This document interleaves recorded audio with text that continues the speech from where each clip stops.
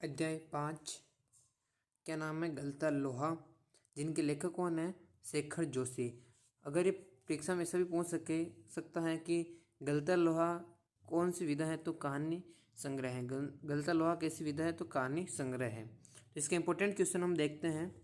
Question 1, Dhanram Mohan को अपना प्रतिद्वंदी क्यों नहीं समझता था? देखिए, यहाँ पर जो धनराम है वो एक गरीब है और एक मोहन अमीर लड़का है। ओके, तो देखते हैं। बचपन में ही नीची जाति के धनराम के मन में यह बात बैठा दी गई थी कि ऊंची जाति वाले उनके प्रतिद्वंदी नहीं होते हैं। पहला कारण तो ये हो गया। दूसरा कारण क्या है?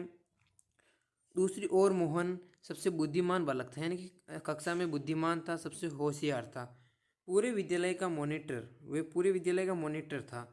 वे मास्टर त्रिलोक सिंह का यह बार बार कहना कि मोहन एक दिन पूरे विद्यालय का नाम रोशन करेगा। इन आदि कारणों से जो धनराम मोहन को अपना प्रतिद्वंदी नहीं समझता था, है ना।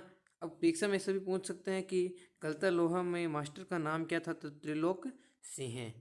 और कक्षा का मॉनिटर कौन था? तो मोहन था, कक्षा का विद्यालय का मॉनिटर। और कक्षा का होशियार लड़का भी मोहन था। ओके, दूसरा वीडियो देखते हैं। धनराम को मोहन के किस व्यवहार पर आश्चर्य होता है और क्यों? धनराम को मोहन के किस व्यवहार पर आश्चर्य होता है? तो आंसर देखते हैं। धनराम को मोहन के हथौड़ा चलाने और लोहे की छड़ को सटीक गोलाई देने की बात पर आश्चर्य हुआ। देखो, काम तो धनराम करता था, लेकिन जो मोहन है वो भी ऐसा काम कर सकता था। मोहन उच्च खानदान का होने के बाद भी निम्न जाति का काम को अपनी जाति भुलाकर यह काम स्वीकार कर लिया। इसलिए वो आश्चर्य हो गया? धनराम इसलिए आश्चर्य हो गया था। तो ये इस पार्ट का दूसरा क्वेश्चन, इंपॉर्टेंट क्वेश्चन है ये दोनों। तो आप इनको एक बार पढ़ लीजिए। अब हम पढ़ते हैं। अब आते हैं अध्याय 6, रजनी। रजनी। इसके लेखक है मन्नू भंडारी। और ये कैसी विधा है? पटकथा। कैसी विधा है? पटकथा। तो क्वेश्चन देखते हैं इसके। पहला क्वेश्चन, रजनी ने अमित के मुद्दे को गंभीरता से क्यों लिया? क्योंकि देखते हैं इसका आंसर। रजनी ने अमित के मुद्दे को गंभीरता से लिया क्योंकि वह अन्याय के विरुद्ध आवाज़ उठाने की समर्थ रखती थी। यानी कि जो अमित के मैथ्स में 72 नंबर आए थे, तो लेकिन उसको 95 में चाहिए, तो लेकिन बेहतर ही क्यों आए, इसलिए वो सोच रही थी। इसलिए उन्होंने वो संघर्ष, उसमें अन्याय के विरुद्ध आवाज़ उठाने की सामर्थ्य शक्ति थी, इसलिए उसने इस मुद्दे को क्या लिया? गंभीरता से लिया। दूसरा देखते हैं।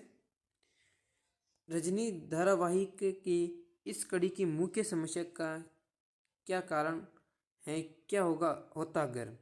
पहला देखते हैं इसमें। दूसरे में, अमित का पर्चा सचमुच खराब होता। अगर अमित का पर्चा सचमुच खराब होता तो ट्यूशन के रैकेट का पर्दाफाश नहीं होता। जो रजनी ने ट्यूशन का रैकेट का पर्दाफाश किया वो नहीं होता।